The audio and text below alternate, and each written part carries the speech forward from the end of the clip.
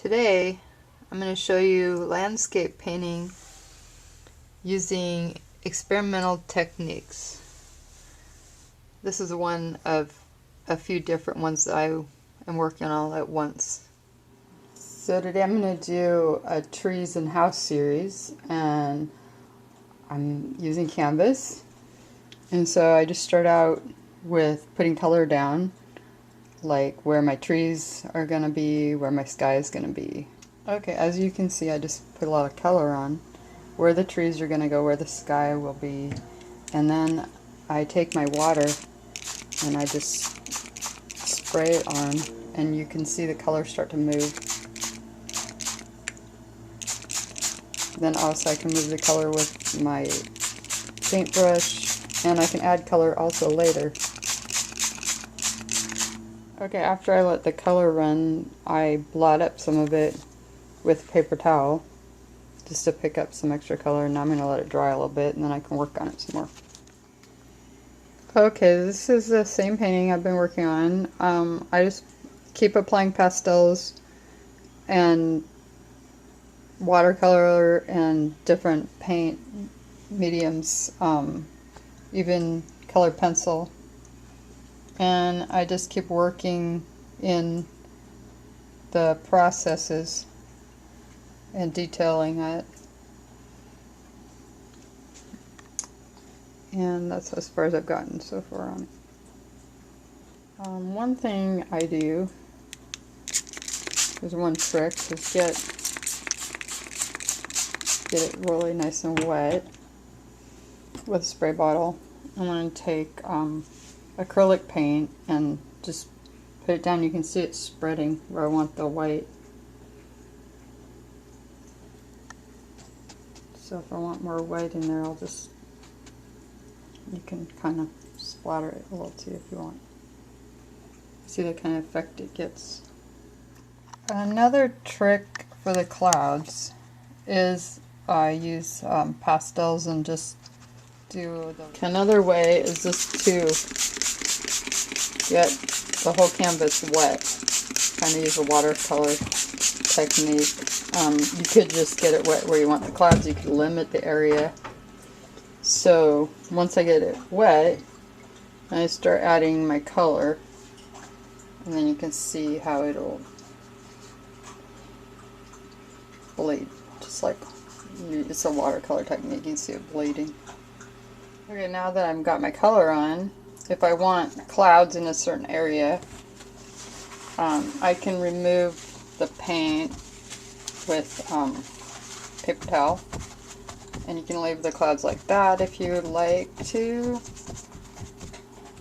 Another thing you can do is use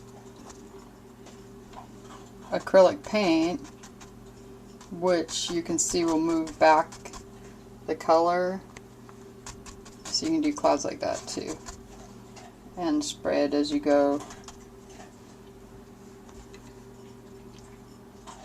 Okay, so next I'm going to start putting on my color, so I can spray more water if I want to. That will make my paint run. I'm going to put the red in where I want the red trees.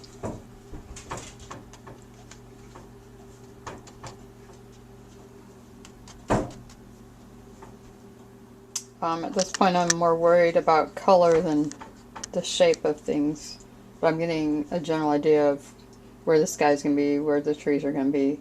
And of course it's going to dry a lot different than it looks right now. You can also move the board back and forth to have the colors run.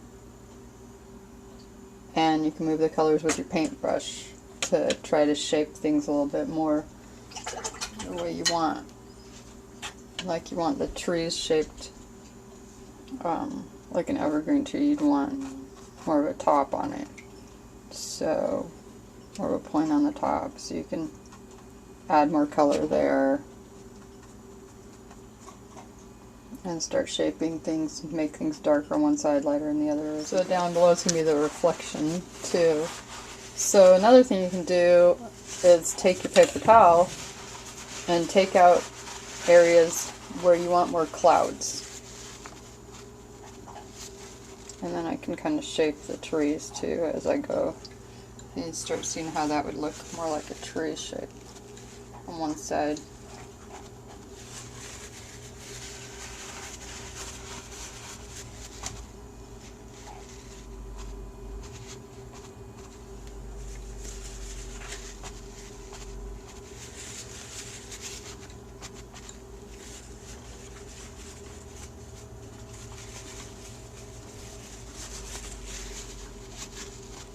It's a very experimental type of art work.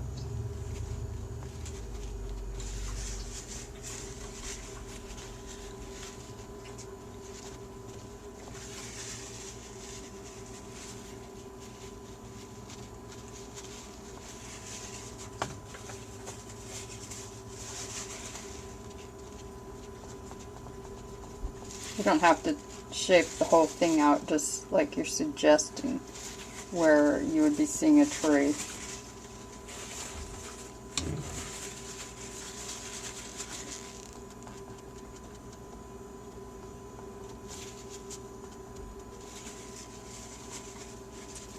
And you're making suggestions where the clouds are, of course.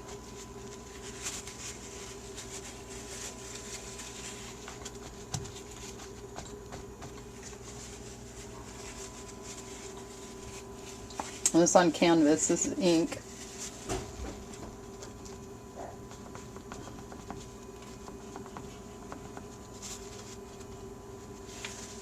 I like inconsistent patterns because I don't want it to look too much the same. I don't want a lot of circle shapes, especially for trees, but not all circular.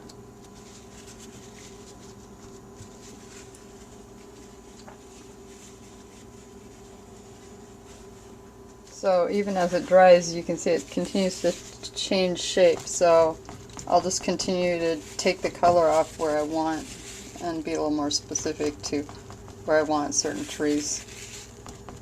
Just keep removing color as it's drying. Define your tree area a little more. Like where your trees are going to go, where your clouds are going to be.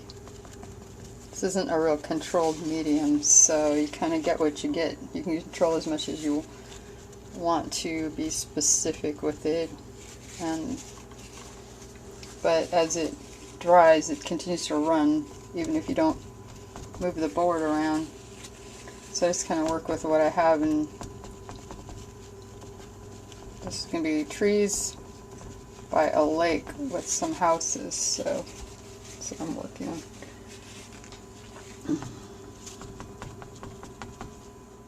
Okay, so I'm just going to let it dry, and then I'll work on top of it. So just my background color. Okay, as you can see, when the color dries, it really lightens up. So if you want it darker, you want to put a lot darker color on it initially. So this one, I'm done with the background color, and so now I'm starting to do the foreground colors. I just put in where I want the trees, yellow or green, whatever colors I want, and then when I get enough color on there with the pastels, I'll spray it with some water, some alcohol, and then I'll just move the color around with my finger or with a paintbrush or a Q-tip, just depending on the shapes that I want. So you can see that I'm starting to work on the trees.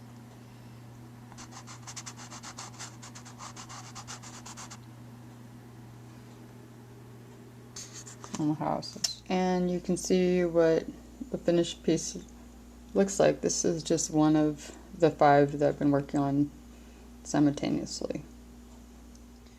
Okay, so you can see now how some of these paintings came out. Just detailing the trees and the house. These are all done with the same techniques. After I use the pastel, I spray paint over it with a clear coat. I also use acrylics. I mix my medium